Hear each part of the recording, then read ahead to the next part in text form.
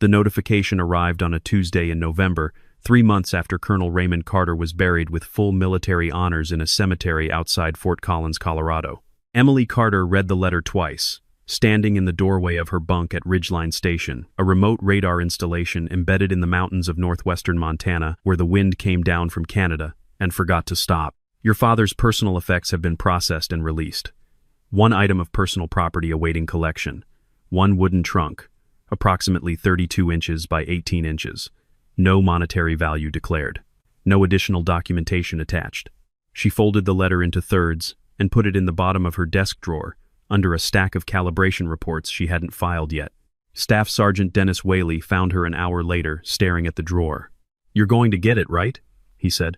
"Eventually, Emily." He leaned against the door frame. He was a broad man, easy-tempered, the kind of person who filled a room without trying to. "He was your father. I'm aware of that. The guys in logistics said it's just sitting there in the receiving bay. Kind of sad, honestly. Big Colonel Carter, legendary whatever, and all he leaves is a wooden box." She looked at him then. "I'll get it tomorrow." She got it that evening, after the 1800 watch. The trunk was heavier than she expected for its size. Dark wood, banded with iron, the hinges stained green with age. No lock. The receiving clerk, a young private named Garrett Finch, who clearly had no idea who Raymond Carter was, slid it across the counter without ceremony. "Sign here." She signed. She carried it back to her bunk alone, set it on the floor at the foot of her bed, and looked at it for a long time before she sat down. Raymond Carter had been a colonel in the United States Army for 22 years. He had served in 2 theaters, received the Distinguished Service Medal, and trained 3 generations of long-range marksmen at the academy. He had also, as far as Emily could recall, attended exactly one of her school events, a science fair in 6th grade, and left before the awards were announced. He was not a man who apologized. He was not a man who explained himself. When her mother died of cancer during Emily's sophomore year of high school, Raymond Carter sent a check for the funeral expenses and a card that said, "With sympathy in someone else's handwriting." She had chosen the Army because she thought it would help her understand him. It didn't. She applied for the radar engineering track because it was as far from infantry command as she could get while staying in uniform. She was good at it, exceptional actually. Her station had the highest calibration accuracy in the northern mountain region. She knew how to read interference patterns, how to filter atmospheric noise, how to find a signal in conditions where everyone else had already given up looking. She was her father's daughter in every way she refused to admit. Now she opened the trunk. The hinges moved without protest, silently, recently oiled. Inside, a long object wrapped in a gray wool blanket. Beneath it, a narrow leather notebook, the binding cracked with use. Nothing else. No letter, no photographs, no will. She unwrapped the blanket. The rifle was old, not antique, but seasoned. A bolt-action precision rifle, the stock worn smooth at the grip, the barrel clean and clear of rust. She recognized the model. A modified M24, the kind of platform serious long-range shooters built their careers around. The scope was attached, a high magnification unit, the lenses crystal clear. She lifted it carefully, feeling the weight distribute across her palms. It had been cared for, recently cleaned. The oil smell was faint but present. She set it down and opened the notebook.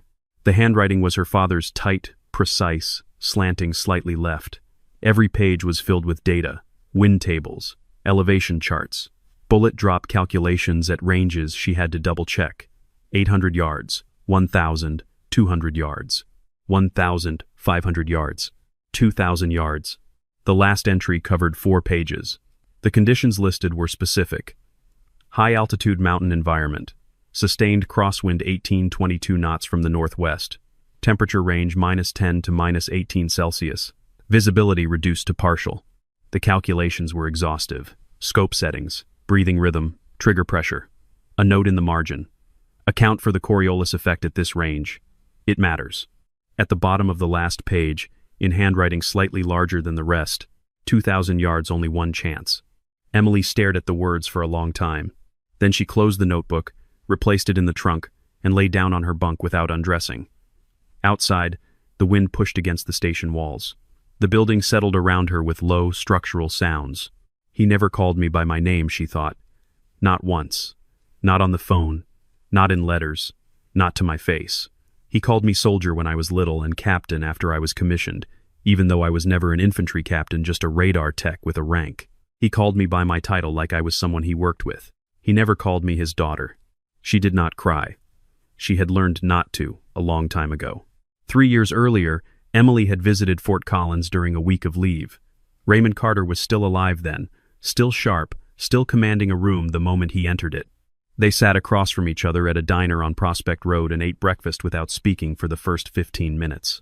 He had ordered black coffee and 2 eggs, over easy. She had ordered the same without thinking, and only realized it after the waitress left. He noticed. The corner of his mouth moved not quite a smile.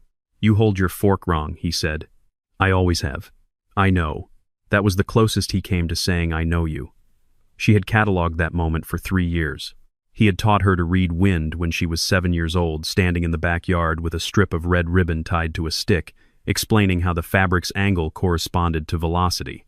He had made her estimate distances by eye across the neighborhood, then walk them off to check her guesses.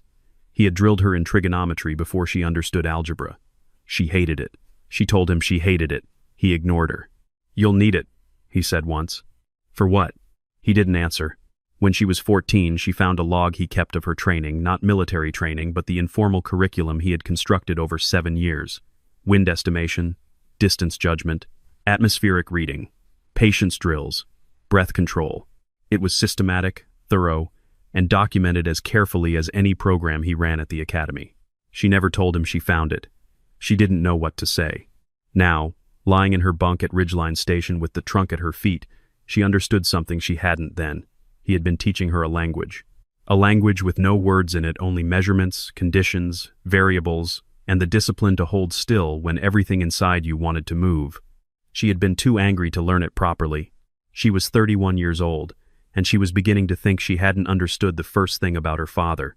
She didn't sleep much that night. When the 0400 watch change came through the corridor, she was already sitting at her desk, the notebook open in front of her, copying out the calculations in her own hand.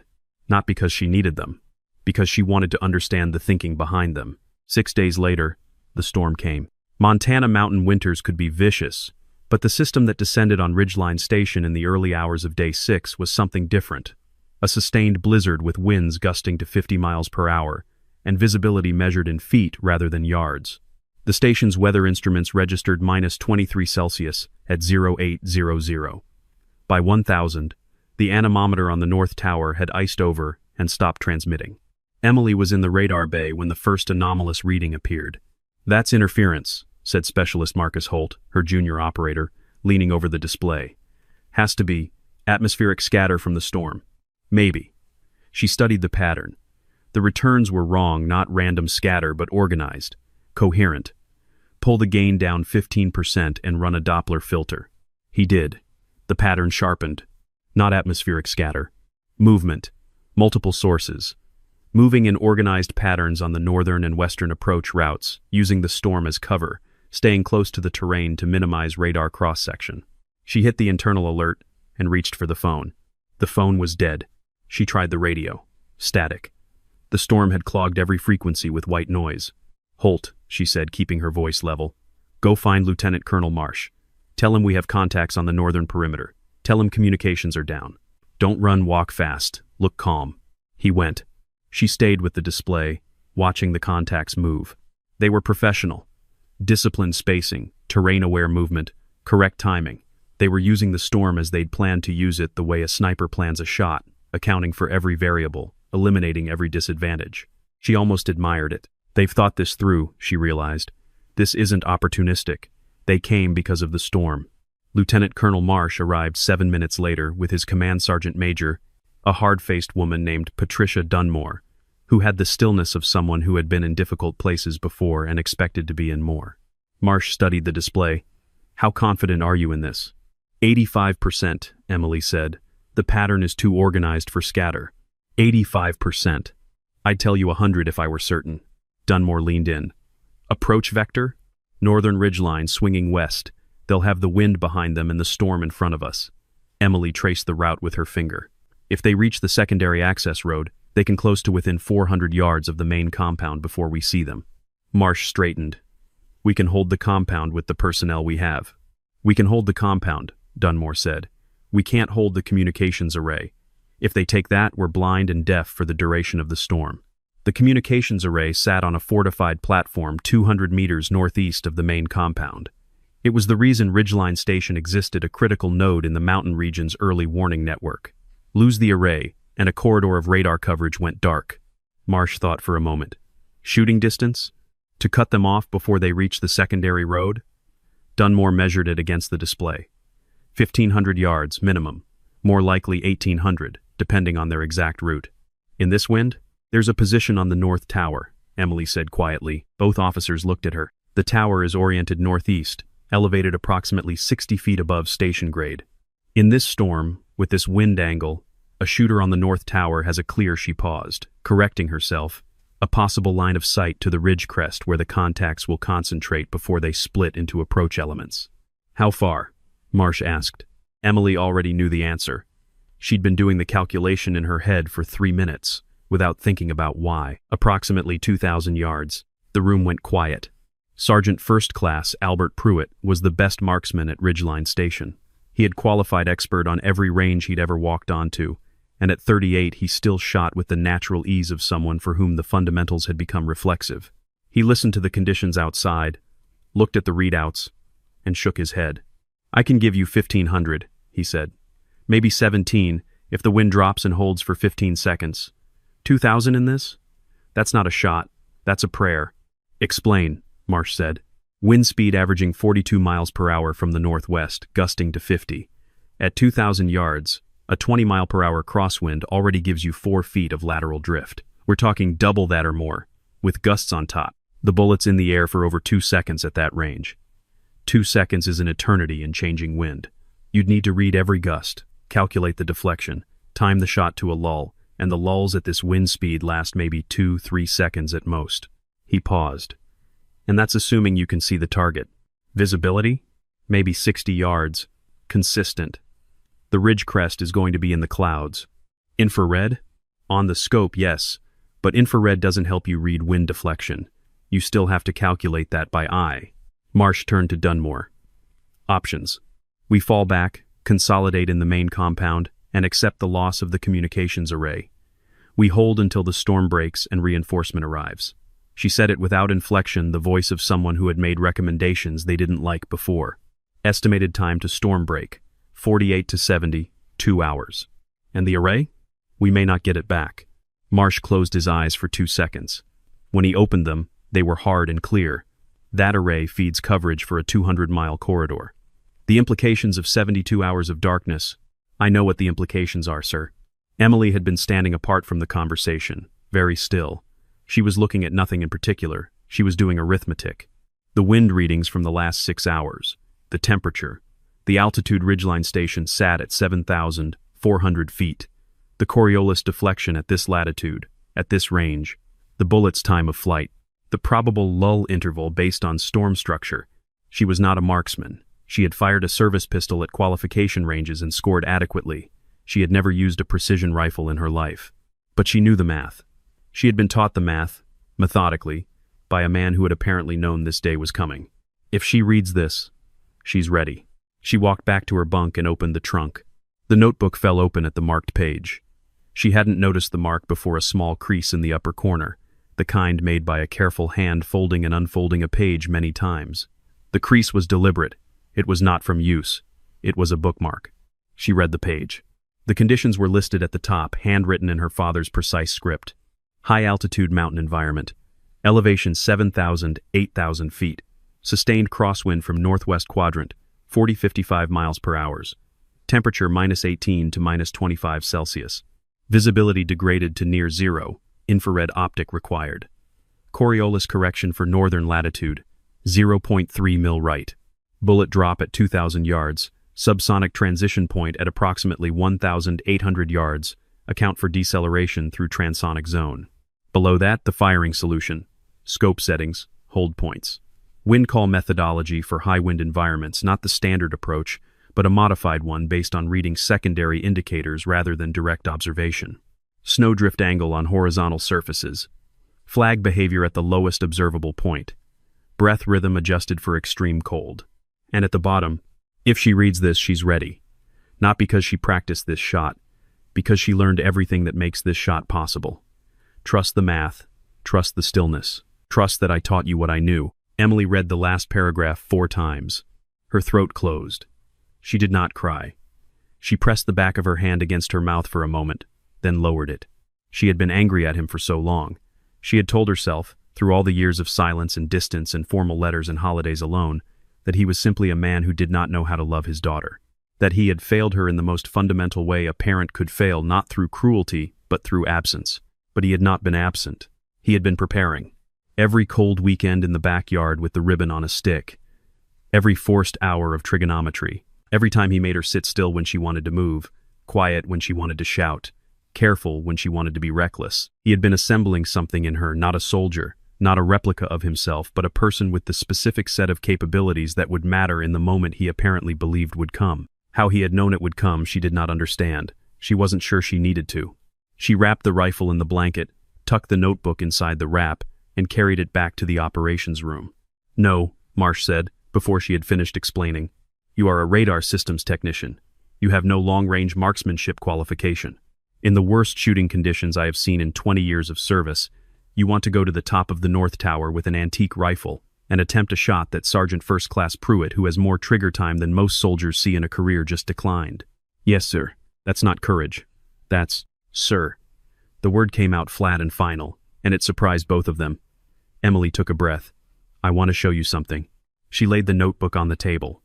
She walked Marsh and Dunmore through the calculations, not asking them to take her word for it, showing them the math, the wind call methodology, the firing solution, the specific conditions the page described. Dunmore read it in silence. When she finished, she looked up. "These conditions are identical. He wrote this before the storm. He wrote it years ago, I think. He set this station as my posting, or at least, I believe he had a hand in it." Emily paused. She wasn't certain of that. But the coincidence of her assignment to Ridgeline, the only Army radar station in the high Montana mountains, 3 months after her father's death, was not something she could explain any other way. He may have known this installation would face this threat. He prepared a firing solution specific to this site. Pruitt had been listening from across the room. He spoke without looking up from the table. "The math is right." Marsh looked at him.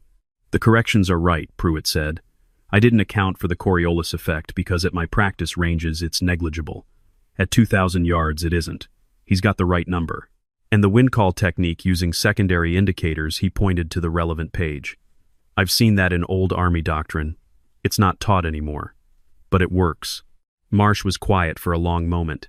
"It still requires someone to execute the shot," he said. "I know the math," Emily said. "I've known it my whole life. I didn't know what it was for." Another silence. The building groaned around them. The storm pressed against the walls. "If you miss," Marsh said, "if you fire and miss, we've expended our best option and confirmed our position. If we do nothing, we lose the array." He held her eyes for a long moment. "Dunmore," he said, "get her up there." The climb to the North Tower observation platform was 41 steps in a steel stairwell that vibrated with every gust. Emily went up first, the rifle slung across her back, the notebook in her jacket pocket. Dunmore came behind her. 2 soldiers followed. The platform was exposed on 3 sides, shielded only by a low parapet. The wind hit Emily like a physical mass the moment she stepped out, a sustained, roaring pressure that pushed her sideways and immediately began to wick heat from every exposed surface. She cinched the hood of her parka tighter and moved to the northeast corner. She set the rifle on the parapet, using a folded sandbag as a rest. Her hands were already stiff. She looked through the scope. The world through the optic was a gray-white void. The infrared overlay resolved some of its heat signatures, faint and indistinct at this distance, the landscape reading in shades of cold. She could see the ridge crest when the gusts dropped enough to clear the snow from the line of sight. It appeared and disappeared in 3-second intervals. She opened the notebook. Reading wind at maximum range without direct observation. Look for snowdrift accumulation on flat horizontal surfaces at the lowest observable point between you and the target. The angle of the leading edge indicates wind direction. Drift depth relative to surrounding accumulation indicates velocity. In strong wind environments, ignore the wind you feel at the firing position. It will differ significantly from mid-range conditions. She looked. Below the tower, a flat section of equipment housing was collecting drifted snow in real time. The angle of the drift was consistent with northwest flow. The depth was she estimated. She had been taught to estimate. She had been made to walk off distances and compare them to her guesses until the guesses became reliable. She set the scope. She adjusted for elevation and temperature. She dialed in the Coriolis correction. She lay the stock against her shoulder and pressed her cheek to the cold metal of the comb. The wood of the grip was her father's grip. She felt the shape of it, worn smooth by thousands of hours of his hands. Her breathing had gone very slow. She wasn't trying to slow it. It just was. Dunmore crouched beside her. Contacts are moving. You have a window. How long? 2 minutes, maybe less. They're crossing the ridge crest now. Emily looked through the scope. The infrared signatures were resolving 3 distinct heat sources, moving in disciplined single file, pausing at the crest before beginning descent. One figure stopped, the leader, making a final assessment before committing to the approach. 1 chance, her father had written. 1 chance. The wind was gusting at irregular intervals. She began to track the pattern not consciously, but with the part of her that her father had trained before she had words for what it was doing. She watched the drift accumulation below the tower. She watched the way the snow moved horizontally in the open corridor between the tower and the tree line. She felt the rhythm of it. Not steady, not predictable, but not random either. Structured chaos. Weather had structure. Her father had tried to tell her that, in the backyard with the ribbon on a stick. The wind has a pattern, he'd said. Even when you can't see it, it's there. You just have to be patient enough to read it. She'd been 12 years old and furious about missing a Saturday. 30 seconds, Dunmore said. Emily found the lead figure in the scope. Infrared bloom at chest level. Moving slightly, then still. The figure had stopped again, reconnoitering. The wind gusted. The scope view whited out. Cleared. The figure was still there. She measured the drift angle. She measured the gap in the gusts. She had approximately 4 seconds. She regulated her breathing to 2 cycle intervals. In, out, between the out and the in. At the lowest point of respiratory excursion, she would have the most stable platform. She made her final correction. A 1/4 mil right, for a gust she predicted had not yet materialized. Her father had written, "In high wind environments, don't shoot for the lull. Shoot for what comes after the lull. The bullet's travel time means it will arrive when the next gust begins. Correct for the gust you can't yet see." She corrected. She looked at the figure. She thought, "Bow. If you were wrong." She stopped thinking. She pressed. The rifle cracked a sharp, contained sound that the wind immediately swallowed. Emily held her position. She did not lower the rifle. She did not move. The bullet was in the air. At 2,000 yards, a high-velocity round takes approximately 2.4 seconds to arrive, depending on conditions. In that window, the bullet passes through weather, through wind, through the gradual transition from supersonic to transonic flight in the thin mountain air. It is beyond the shooter's control the moment it leaves the barrel. There is nothing to do but wait. Emily counted. Dunmore was still beside her, also motionless. 3 figures on the ridgeline, viewed through the scope the lead figure, and behind it 2 others in close spacing. The lead figure dropped. Not slowly, not dramatically. The way objects drop when the system controlling them ceases to function directly, without transition. The 2 remaining figures stopped. In the scope, Emily watched them look at each other. She watched them look at their fallen lead. She watched the moment when they made their decision, not because she could see their faces, but because she had been trained to read spatial relationships. And the spatial relationship between 2 people who have just decided to retreat is distinct from every other configuration. They turned. They went back the way they came. Emily lowered the rifle. Her hands were shaking. She hadn't noticed until now. The cold, she thought. Just the cold. Dunmore's hand came down on her shoulder once brief, firm, professional. "Good shot," she said. Emily didn't say anything. The storm broke 40 hours later. In the interval, the communications array held. The threat did not re-emerge. When the first clear frequency opened and Ridgeline Station made contact with Regional Command, the report Lieutenant Colonel Marsh filed was factual and brief. Emily's name appeared in it as the shooter. He offered no embellishments. Marsh was not an embellishing man. The debrief was thorough and procedural. Afterward, Marsh kept Emily behind. "I looked up your father," he said. She waited. He did this posting. Marsh set a thin folder on the table between them. His recommendation, 2 years ago, had your name on it for this assignment. It was in the pipeline before he died. Before you even knew he was ill, he paused. The request was specific. He cited your radar system's background, your technical aptitude, your ability to operate in austere mountain environments. All correct, as far as it goes. He looked at her steadily. But Ridgeline Station has 5 other radar technicians who qualified on every criterion he listed. He requested you specifically. And he cited this installation's threat exposure profile, the northern approach routes, the communications array vulnerability in the request documentation. Emily said nothing. He knew this installation could face this scenario, Marsh said. I don't know how. I don't know if he had intelligence we don't, or if it was operational experience and pattern recognition. But he knew, and he made sure you were here, and that I'd have the rifle, and that you'd have the notebook. Marsh looked at the folder. He also put in a notation, an unofficial notation, in the personnel recommendation, at the bottom. It's not standard. I almost missed it. He turned the folder around so she could read the last line. She doesn't know yet what she's capable of. She will. Emily read it. She read it again. She kept her face still, the way her father had taught her, the way she had practiced without knowing she was practicing. She excused herself and walked back to her bunk. The trunk was where she had left it, at the foot of her bed. She had taken out the rifle. She had taken out the notebook. She had assumed the trunk was empty. She looked again. In the bottom right corner, she found it a single envelope, dark cream, sealed, tucked against the wood, with the kind of care that suggested it had been placed there precisely, not simply dropped. Her name was on the front in her father's handwriting. Not Captain Carter. Not Emily Carter. Just Emily. Her name. She sat on the edge of her bed for a long time with the envelope in her hands. Then she opened it. The letter inside was 4 pages, handwritten. It was dated 3 months before his death, which meant he had written it when he knew he was ill and had chosen not to tell her. She read it slowly.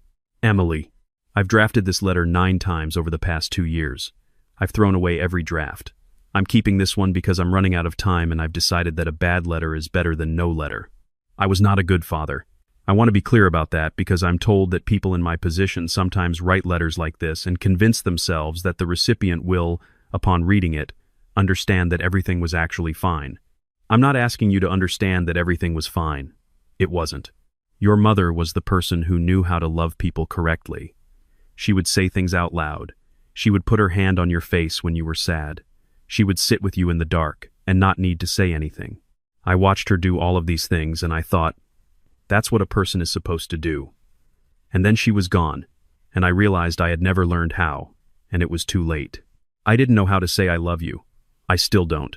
I've written it 3 times in earlier drafts, and each time it seemed wrong, not untrue, but wrong, like a translation that loses the meaning of the original. I love you in a language that has no words. I love you in calculations and wind tables, and the patience to sit still when everything is uncertain. I know you hated the lessons. I know the backyard sessions and the math drills felt like I was running you through my own curriculum without asking if you wanted to be there. You were right to be angry about that. You were a child. You should have had Saturday mornings. But I was afraid for you. I spent my career watching what happens to people who are caught unprepared in situations that required a very specific kind of capability. I watched people die because they didn't know what to do in the one moment that mattered. I told myself I could give you that. I couldn't give you your mother back. I couldn't give you the childhood she would have given you. But I could give you the thing that kept me alive in the places I went. I prepared you for a situation I believed you would face. I don't know if I'm right. I hope I'm wrong. But if I'm right and if you're reading this letter in that trunk, then I need you to know something. Every calculation in that notebook was written for you. Every margin note, every correction. The firing solution on the last marked page was built specifically for the threat profile of Ridgeline Station in winter conditions, using the northern approach vector that has concerned me for years. The math is correct. I've run it more times than I can count. Trust the math. Trust the stillness. Trust that everything I couldn't say out loud, I put into the notebook instead. I know you're angry with me. You've been angry with me for a long time, and I think you'll be angry for a while longer after you read this, because a letter is not a substitute for a father who was present. I'm not offering it as a substitute. I'm offering it as evidence. Evidence that I was paying attention, even when I wasn't there. Evidence that I knew what you needed, even when I gave it to you in the wrong way. You have your mother's stubbornness and my patience. That is a rare and useful combination. I am very proud of you. I don't know if I ever told you that. I'm telling you now. The last word stopped her. Not Raymond. Not Colonel Carter. Not your father. Emily sat on the edge of her bunk with the letter in her hands and the trunk open at her feet and the rifle resting against the wall and the storm finally quiet outside, replaced by the deep, still cold of mountain air after snow, and she let herself cry. Not the way she had imagined crying, the eventual, composed release she had always assumed would come someday, dignified and private. She cried the way people cry when something they have been carrying for a very long time is suddenly set down, when the weight lifts and the body doesn't know what to do with the absence of it. She cried for a long time. When she stopped, the room was the same, the trunk was the same, the rifle was the same. She felt different. She folded the letter and put it in her chest pocket, next to her heart, the way soldiers carry things they intend to keep. The day after the storm cleared, Emily stood on the north tower in the brittle morning light. The sky was a hard, brilliant blue, the kind that only came after major weather, when the atmosphere had been scoured clean. The mountains stretched in every direction, white and immense and indifferent. She was holding the rifle. She wasn't aiming at anything. She stood with it in her hands the way she might stand with something her father had built, a piece of furniture, a tool, an object that carried the weight of the hours he'd spent on it. She thought about distance. 2,000 yards is 1.13 miles. It is far enough that the target is invisible to the naked eye, far enough that the bullet travels for more than 2 seconds before arriving, far enough that every variable between the shooter and the target has time to act on the trajectory, far enough that most people would call it impossible. But 2,000 yards is also just a number, a measurement, a quantity that can be reasoned through, calculated, prepared for, if you are willing to do the work long before the moment arrives. She had been doing the work her whole life. She hadn't known it, but she had been doing it. Her father had stood in a backyard somewhere with a strip of red ribbon on a stick and tried to give her something that had no name, something he could not put into words, could not demonstrate with affection, could not deliver through the channels that fathers are supposed to use. He had delivered it the only way he knew, through method, through discipline, through the accumulated precision of years. She hadn't understood the gift. She had resented the packaging. Now she understood. She looked out at the white expanse of the mountains, the clean silence after the storm. The world made new and cold and exact. 2,000 yards, she thought. Not a distance. A word in the only language he had. She lowered the rifle. She started back down the stairs. Below, in the operations bay, the radar was running clean. The contacts were gone. The communications array was transmitting.